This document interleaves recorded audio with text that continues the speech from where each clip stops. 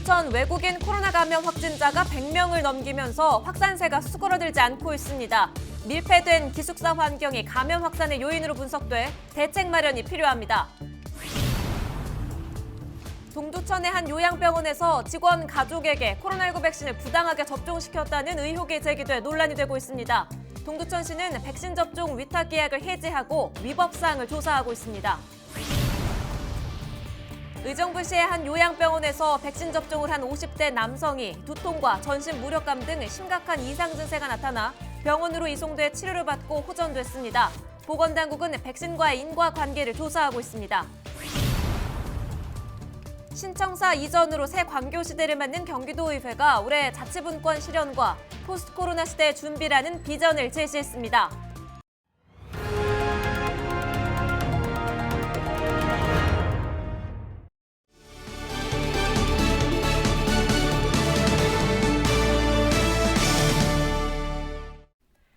여러분 안녕하십니까? 헬로티비 나라뉴스입니다.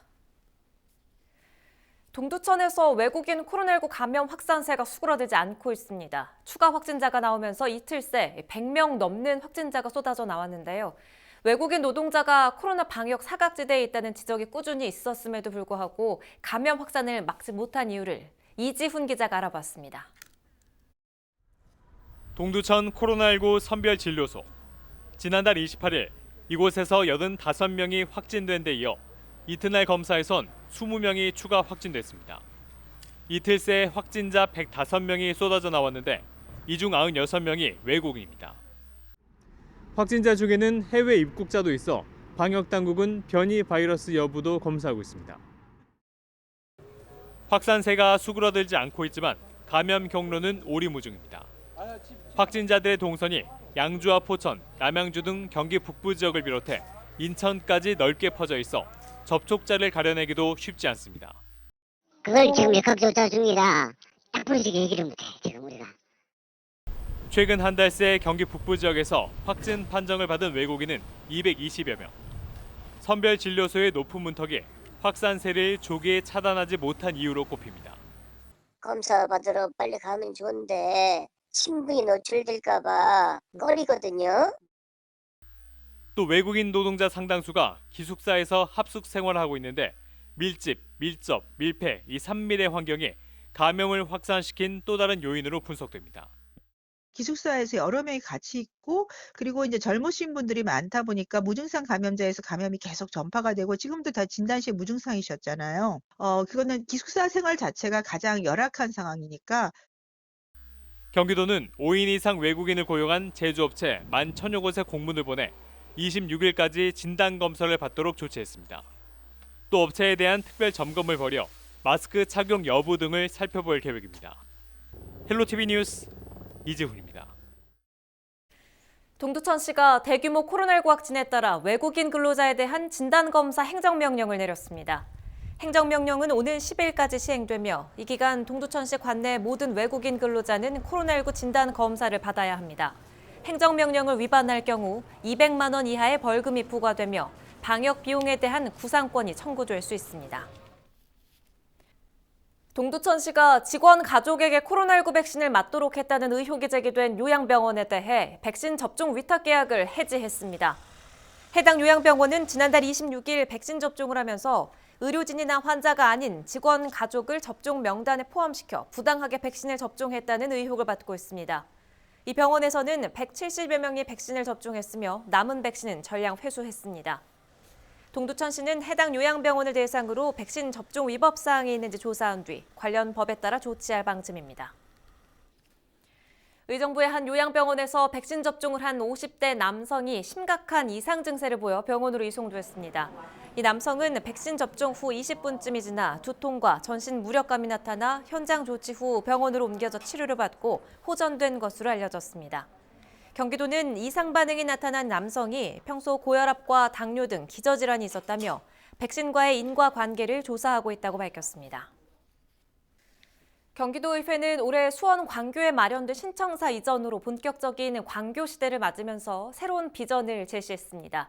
자치분권 실현과 지역 균형 발전, 또 포스트 코로나 시대 준비 등 올해 경기도의회 비전을 김호 기자가 정리했습니다. 헬로 이슈 토크에 출연한 경기도의회 장형국 의장은 올해를 자치분권의 원년으로 삼겠다는 포부를 밝혔습니다. 지난해 12월 지방자치법 전부 법률 개정안이 32년 만에 국회를 통과했습니다. 자치분권의 새 역사를 알리는 신호탄이었습니다. 하지만 예산과 조직 구성 등 실질적인 권한이 부여되지 않은 반쪽짜리 법률안이어서 보다 독립적이고 효율적인 법안 마련에 광역의회가 힘을 모으기로 했습니다. 지방자치 개정 취지는 지방의회가 주민의 대의 기관으로서 책무를 다할 수 있도록 자율성을 최대한 보장받게 하는 일인데요. 이런 측면에서 의회의 조직 구성권 물론이고 그다음에 독립성, 예산 편성권 그리고 최대한 보장할 수 있도록 근거를 마련해야 된다고 봅니다.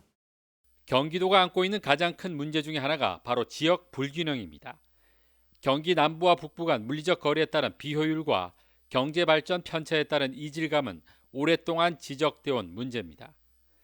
경기도의회는 이를 조금이나마 해소하기 위해 북부 분원 설치를 준비하고 있습니다. 경기 북부 지역 주민들에게 경기도민이라는 자존감을 심어주고 의회 회기 때마다 장거리 이동에 따른 행정력 낭비를 해소할 수 있을 것으로 기대하고 있습니다. 경기도 북부청사회 의원 공동으로 직무공간과 민원인 그다음에 상임위원 공용 공간 회의실까지도 이제 갖출 계획에 있습니다. 그리고 연구 용역 결과를 이제 바탕으로 원격 화상회의 시스템 구축이라든가 그다음에 조직 구성안 그리고 구체적인 활용 방안과 같은 보완 작업을 거쳐서 이제 4월에는 설치를 완료할 예정에 있습니다. 코로나19에 맞서기 위해 500건이 넘는 감염병 대책을 집행부에 전달했고 민간 역학조사관을 충원하는 등 보이지 않는 곳에서 바이러스와 싸워왔습니다. 특히 코로나19로 어려워진 지역 경제를 살리기 위해 재난기본소득을 제한하는 등 발빠른 움직임을 보였습니다. 백신 접종이 시작된 만큼 곧 다가올 코로나19 종식을 기다리며 포스트 코로나 시대를 준비하고 있습니다. 최첨단 기술을 접목시킨 신청사에서 이제 비대면 활동의 시스템을 갖추는 것이 이제 포스트 코로나 시대에 이제 걸맞는 대응이 될 것이고요. 그리고 우리가 코로나를 겪으면서 배운 것 중 하나가 아이러니하게도 더불어 살아가는 사회의 중요성과 가치가 아닌가 싶습니다. 이 밖에 중소기업과 전통시장 등 민생 현장 탐방을 통해 도민들의 고충을 직접 듣는 발로 뛰는 의정활동을 실천할 계획입니다. 경기도의회는 오는 9월 말까지 신청사가 마련된 수원 광교로 이전을 마치고 새로운 광교 시대를 열 예정입니다. 헬로티비 뉴스 김호입니다.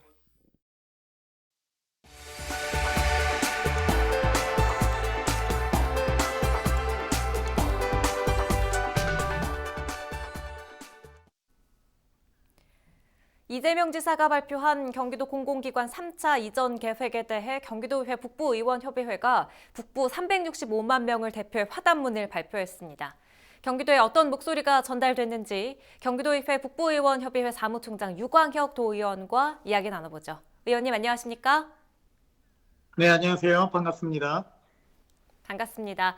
경기도 공공기관 3차 이전 계획 발표가 특히 더 반가운 이유부터 짚어볼까요? 지난 1, 2차 경기도 산하공무원 이전에 대해 결정에 이어서 이번 3차 기간 이전은 경기도 균형발전과 경기 북부 도민들의 염원을 담고자 북부의원 협의회가 직접 이재명 경기도지사에게 건의를 하여 이루어진 것입니다.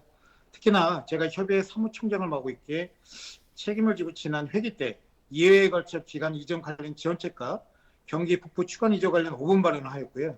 43명의 경기도원으로 구성된 경기도의회 북부의원 협의회 이름으로 대형 공공기관 경기 북부 지역으로 이전 촉구와 경기도지사 건의문을 직접 전달하기로 했어요. 따라서 이러한 결정을 한 이재명 경기도지사에게 허담문을 발표한 것입니다. 네, 3차 공공기관 이전을 위해서 정말 많이 노력해 오셨는데 사실 이재명 경기도지사의 결정은 시작이죠. 원활한 이전을 위해서 어떤 과제들이 남았는지 우리가 어떻게 노력하고 준비해야 한다고 보십니까? 우선 새로운 터전을 향해 떠나가는 공공기관의 입장과 이를 맞이해야 하는 지자체 그리고 이 과정을 원활하게 조율을 해야 할 경기도 입장이 있을 거예요. 무엇보다 공공기관 관련 노동자들에 대한 정규요건 개선에 대한 노력이 우선적으로 필요하다고 생각합니다. 이를 위해서는 노사협의체와 해당 지자체 간의 TF팀 구성을 제안하고 싶고요. 예를 들면 제가 지금 살고 있는 동두천 심한하에도 경기도 일자리 재단 이전으로 선정된 이후에 기관 이전에 관한 TF팀을 구성하였고요. 지역과 기관이 상생할 수 있도록 건의를 하여 운영하고 있습니다. 이렇게 TF팀 구성을 먼저 저는 제안하고 싶어요. 또한 3차 공공기관 이전 선정 시에도 기관 노동자의 정규요건에 대한 지자체 배려가 반드시 고려되기를 희망합니다.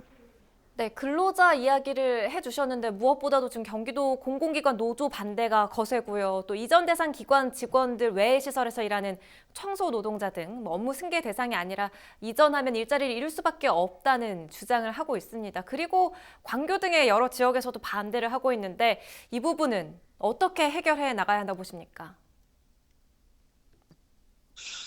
우선 이제 공정의 가치를 중시하고 이에 따른 변화를 만들기 위해서는 늘 충돌이라는 사안을 저희가 피할 수가 없을 것 같아요.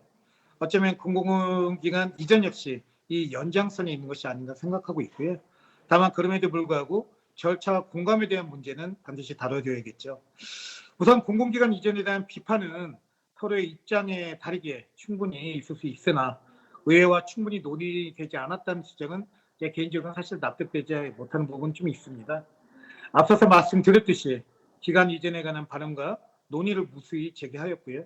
본 회의장에서도 이를 정식반을 통해 1,360만 경기도민에게 이에 대한 필요성을 전달하였기에 이 점에 대해서는 사실은 다른 시각이 전 있고요. 제 사견으로는 기관 이전에 따른 노조의 입장을 모르는 것은 아니지만 이전에 대한 반대가 아니라 이전에 따른 노동자에게 처해진 문제점 해결에 초점이 더 맞춰줘야 된다고 생각을 하고 있어요. 직장에 대한 불안감은 사실 비단 청소 노동자에게만 해당되는 것은 아닐 거예요. 어쩌면 수십 년간 대한민국 국가 안보와 각종 규제에 대한 희생으로 지역 발전의 기회를 온전하게 누리지 못한 경기 북부 도민들의 입장과 함께 고민을 해봐야 될 것이 아닌가 생각을 하고 있고요. 지금부터 우리가 할 일은 내부적 갈등과 반목이하는 공감을 통한 논의의 장을 여는 것이라고 생각합니다. 물론 자칫 소외되고 배려되지 않는 부분이 있다면 이 점을 협력해서 반드시 함께 고민해야 될 것이고요. 네, 원활한 이전이 될 수 있도록 조금 더 애써주시길 바랍니다. 오늘 말씀 잘 들었습니다. 네, 수고하셨습니다. 유광혁 경기도의회 북부의원협의회 사무총장과 이야기 나눠봤습니다. 경기도가 전국 최초로 시설물의 장애인과 노인, 임산부를 비롯한 이동 약자를 위한 편의시설이 있는지 알 수 있는 편의시설 스마트 앱을 선보입니다. 위치 기반 서비스를 활용해 가까운 곳에 있는 장애인 화장실과 경사로 또 승강기 등을 알려주는 기술인데요. 오는 7월부터 이용할 수 있습니다. 구영슬 기자가 취재했습니다. 이동약자를 위한 편의시설 스마트 앱의 현장 조사요원으로 채용된 지체장애 1급 천성은 씨.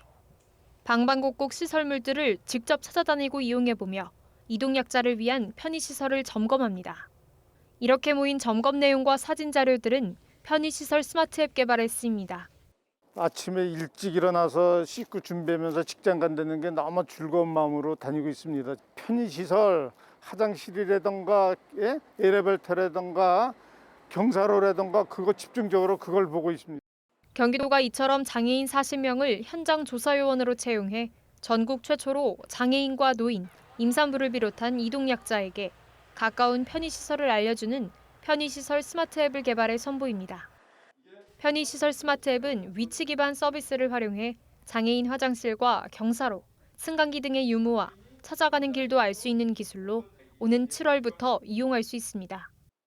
장애인, 노인, 임산부, 그리고 유모차 이용 가족 등의 시설 이용 편의성 및 접근성을 높이고 누구에게나 공정한 경기도를 만들기 위해서 우리 생활 주변에서 불편함과 차별이 없도록 더욱 노력하겠습니다.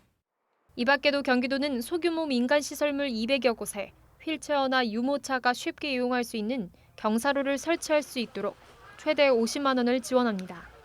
편의시설 스마트 앱 개발을 위해 오는 11월까지 편의시설 설치 현황 조사와 점검 내용 입력이 이뤄질 계획입니다. 경기주TV 구영슬입니다. 헬로티비 뉴스는 언제나 여러분과 함께하겠습니다. 지역 중심 채널 헬로티비 뉴스.